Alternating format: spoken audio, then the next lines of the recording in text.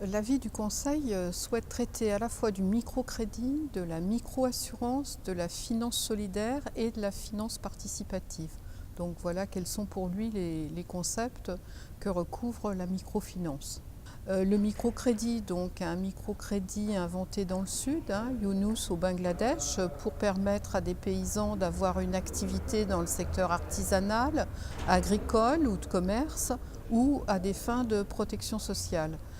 Ce concept est venu dans les pays développés sous des formes un peu différentes et en France, depuis une trentaine d'années, il est développé sous le nom de microcrédit professionnel.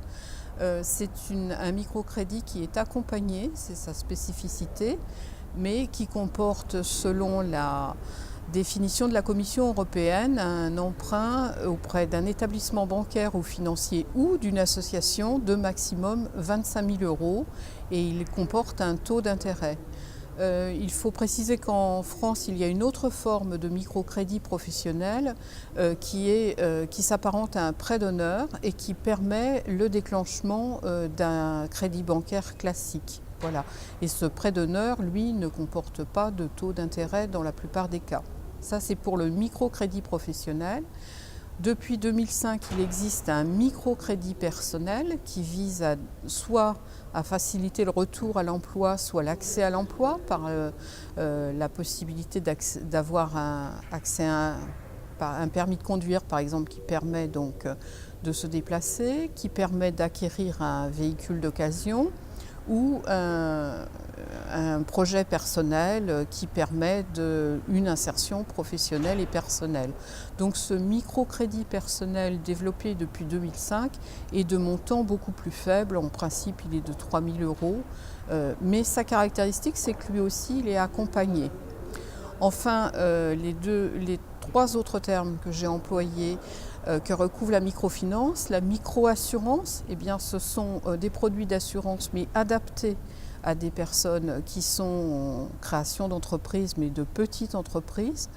La finance solidaire, c'est une épargne qui est placée en produits financiers solidaires qui permettent le financement de porteurs de projets d'utilité sociale et collective, on va dire, d'utilité environnementale par exemple aussi. Et puis la finance participative, parfois appelée crowdfunding, se développe beaucoup puisque ça consiste à faire appel à l'épargne par Internet. Et ça permet de financer des projets, au départ des projets culturels et aujourd'hui on voit des projets entrepreneuriaux. Alors pour les Outre-mer, l'enjeu c'est évidemment d'avoir de l'activité, de créer de l'activité. La situation de crise économique et sociale qui perdure dans les Outre-mer est telle que toute forme qui peut permettre de créer de l'activité, de créer son propre emploi doit être explorée. Et c'est en ce sens que le Conseil a souhaité se pencher sur ces dispositifs de microfinance pour voir s'il était possible de les faire changer d'échelle, parce qu'aujourd'hui c'est encore marginal en termes de création d'entreprises, mais ce sont quand même de beaux projets qui peuvent être développés au travers de ces outils. Donc l'enjeu, il est à la fois économique, il est social, puisqu'il permet l'insertion professionnelle, par exemple de jeunes ou de femmes, et puis il répond aussi à une donnée qui est dans les Outre-mer forte, c'est la difficulté d'accès au crédit bancaire, et il permet de pallier à cette difficulté d'accès. Il permet de donner les premiers euros à des personnes qui ne trouveraient pas de financement bancaire classique pour créer leur projet. Donc c'est vraiment un enjeu important pour les Outre-mer. Nous estimons donc que c'est un produit qui est intéressant puisqu'il permet de créer de l'activité. Je précise aussi qu'il permet d'éviter des dépenses sociales puisque nous partons de l'idée que partage par exemple la Cour des comptes, il vaut mieux aider un porteur de projet par ce dispositif de microcrédit accompagné que de payer des minima sociaux. Et donc nous pensons que c'est un bon dispositif qui doit monter en puissance, et donc nos premières propositions sont d'améliorer ce qui fait sa spécificité, c'est-à-dire l'accompagnement de ce microcrédit, et de permettre son développement. Alors, améliorer donc la spécificité du microcrédit, l'accompagnement, c'est sans doute renforcer cet accompagnement en amont du projet, mais c'est surtout en aval. Nous avons constaté dans les Outre-mer qu'il y avait besoin d'accompagner plus encore les porteurs de projets. Je cite un exemple, il y a des formalités administratives, fiscales ou douanières dans certaines Outre-mer qui méritent d'être mieux explicitées. Et les porteurs de projets ne sont pas forcément au fait de ces formalités, ils ont envie de développer leur activité et ils négligent parfois certaines de ces formalités. Donc l'accompagnement est quelque chose d'important.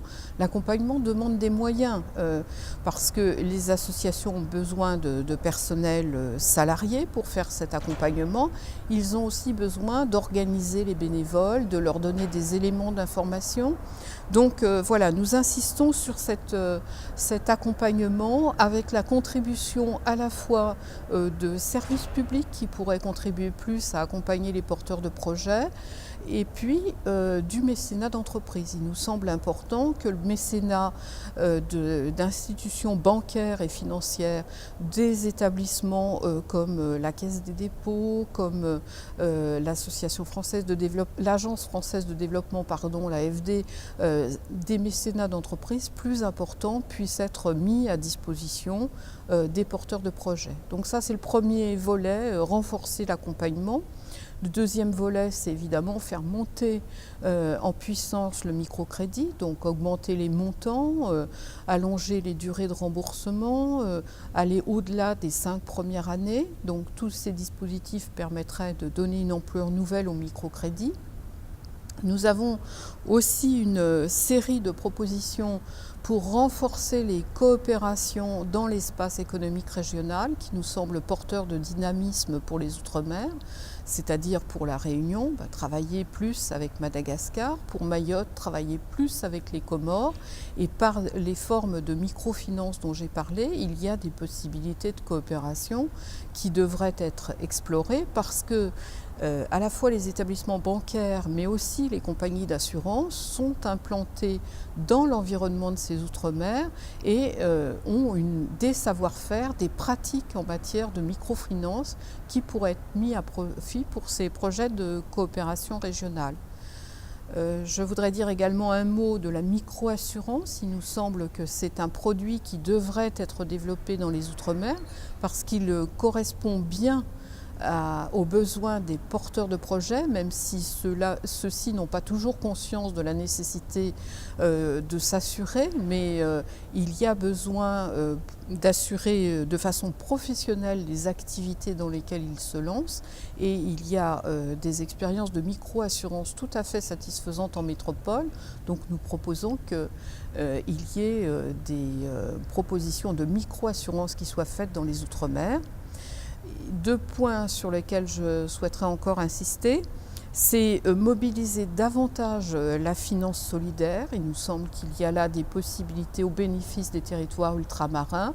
Et puis la finance participative qui permet de faire appel pour des projets en faveur du développement des Outre-mer à des publics larges, puisque là on s'adresse par Internet, y compris à des résidents, à des métropolitains qui peuvent avoir quitté les Outre-mer depuis quelque temps, mais qui ont à cœur d'aider financièrement des projets pour leur territoire d'origine.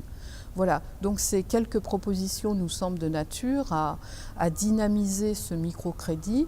Pour nous, ce microcrédit accompagné, ce n'est pas une aide sociale, ce n'est pas un produit marchand, c'est un produit hybride qui mérite l'intérêt parce qu'il permet le développement de l'activité économique, il permet de tisser des liens sociaux dans les Outre-mer, et il nous semble que dans la situation qu'elles connaissent, c'est particulièrement important.